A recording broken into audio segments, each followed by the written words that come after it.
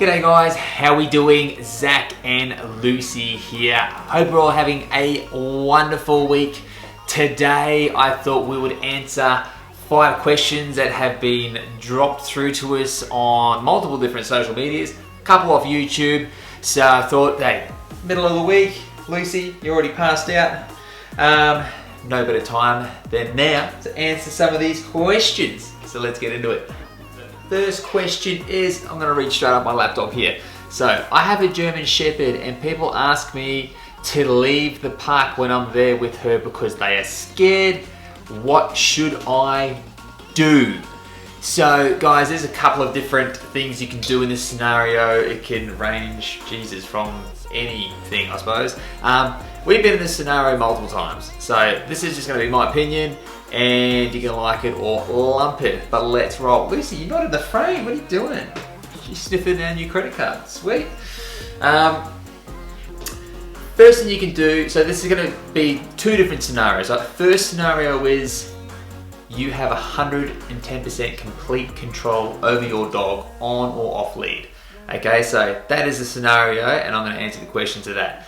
So, if you have 100% control over your dog and the people are pretty much, they're afraid of your German Shepherd and they want you to leave the park, look, you have more than, it is well within your right, especially if there's a dog park or whatever, to stay there as long as you have 110% control over your dog. And it's not going to harm anyone, not going to harm their dog. Look, if they're that terrified, they can leave, as far as I'm concerned. If you enter the park, right, and there's a sign that says all dogs can come to the dog park apart from German Shepherds, well then, unless that sign's out, you're sweet, man, and I've never seen that sign personally. So, that is the first scenario. Look, you don't want to upset them, but just go to your own devices. All good. Maybe throw your dog back on the lead, go for a bit of a trot, just so you got, obviously you should have positive control over your dog with your voice commands, but make them feel better, pop it on the lead and just move to another part of the park. It's as simple as that.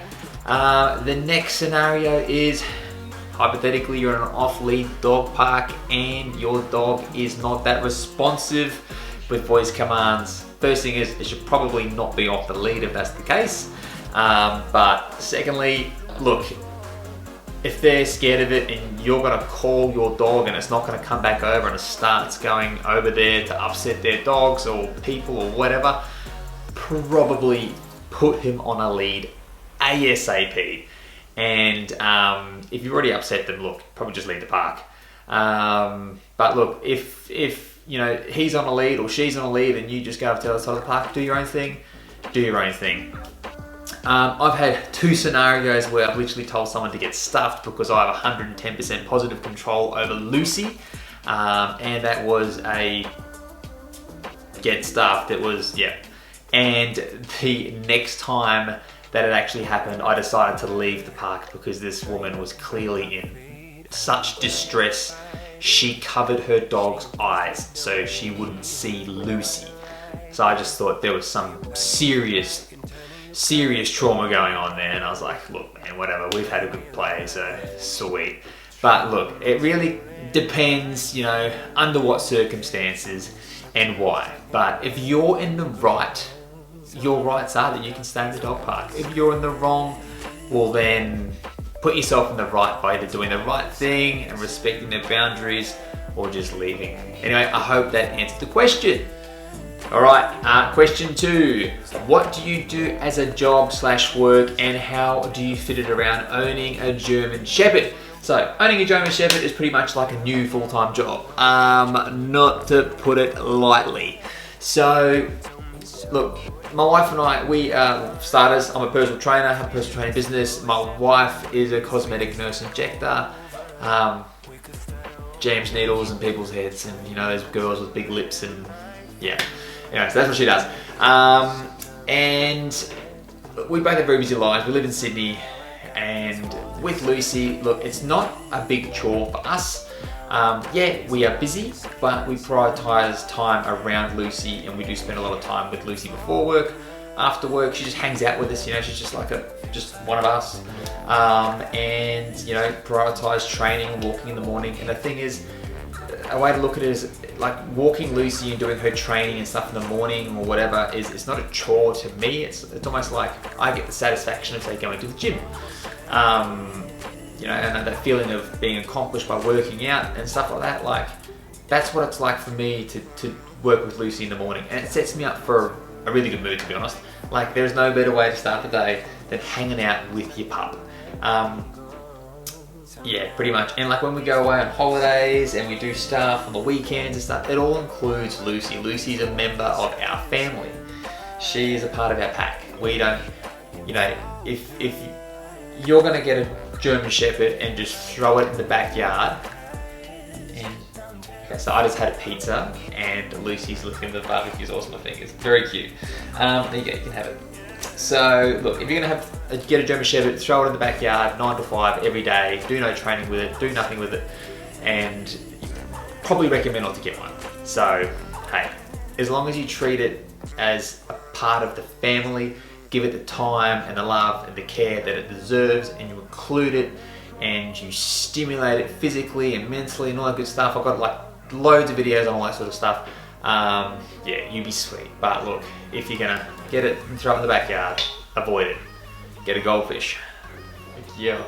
Okay guys, third question is, what is it like owning a German Shepherd as your first dog? I'm gonna drop a video up here somewhere. You can check that out. Kind of already done that, but give you a quick Soldier's 5 in it. Like, Lucy's our first dog.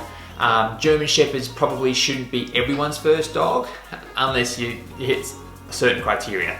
That is, willing to learn on the fly, willing to put the time in with them, willing to include them, love them, care for them, willing to give the breed the respect it deserves. Luce, sit down. Thanks. She's being cheeky. She's actually waiting for dinner, and she knows she's gonna get it. So she's like, come on Dad, wrap it up. Yeah, so pretty much, here's a video up here, linked, check it out. But just to reiterate, look, you gotta respect the breed for what it is, even if it's a, you know, like a show line that's got a placid personality, which, you know, is like still probably more than enough for most normal people to handle, all the way up to your crazy working lines, you know, IPO kind of dog. Like, it's, you have to be willing to put the work in and respect the breed for what it is. If you're not willing to do that, and it comes at a sacrifice, it truly does. And if you're not willing to put the work in, don't get one as your first dog. Question 4, best advice for someone who's getting a German Shepherd? Great question. A little backstory to the answer.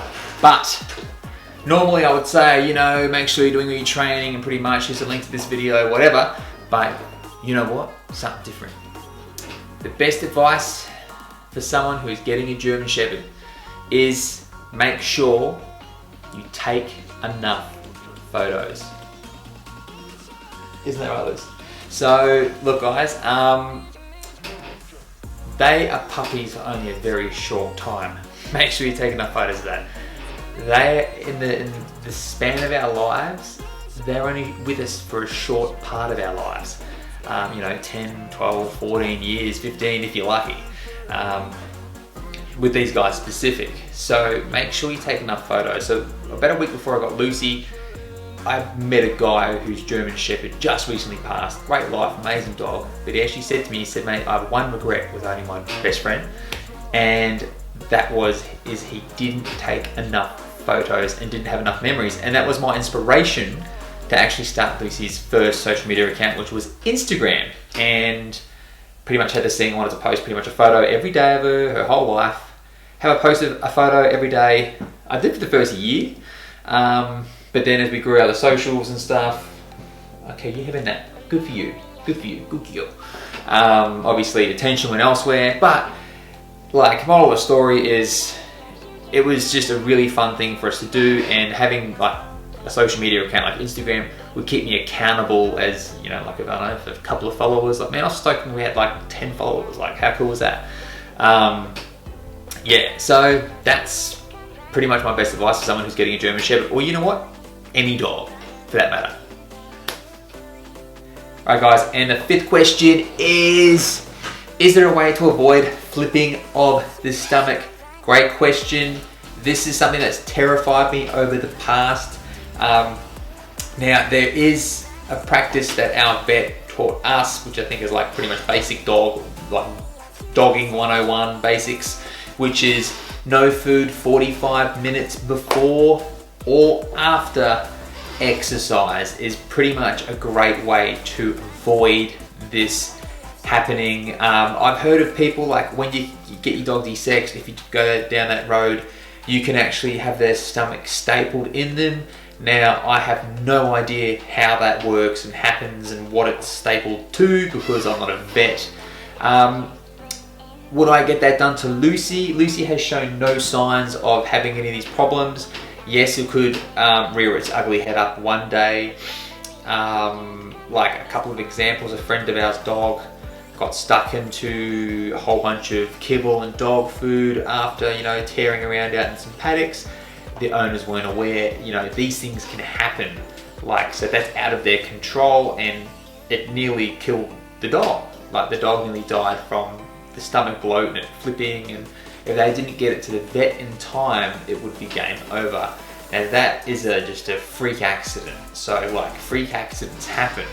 So is it something I'm looking at doing now? No. But would I consider it in the future if possible? And if I had a scare? Absolutely. So yeah guys, but hey, it's a little bit of common sense. You know, don't let them guzzle their food is another one, and controlling the timings of food around exercise is probably the best way to go about that. Again, this is just my advice guys, my opinion. Luce, are you alright? Gonna have some dinner? Here we go, so she's been waiting for dinner all night and mum's in the bedroom snuggling up into the blankets, and Luce wants dinner and wants to go to bed and watch Netflix. Don't blame her. Anyway guys, that's it for this evening. I hope you enjoyed this little video. Lucy kind of did, she's got better agenda in there. If you enjoyed this video, please drop a like, drop a comment. Please comment down any questions you'd like to answer. I think like on like a Wednesday night, we're gonna start answering you guys, is that a word? We're going to start answering your questions that you leave in the comments. How's that? Heaps good English. Oh, are you right? You're falling over. And please subscribe if you're not. Please make sure to check out our other videos. Lots of day in the life sort of stuff, cinematic footage of what we get up to. And yeah, hit post notifications. Have a good week guys, and we'll chat to you soon.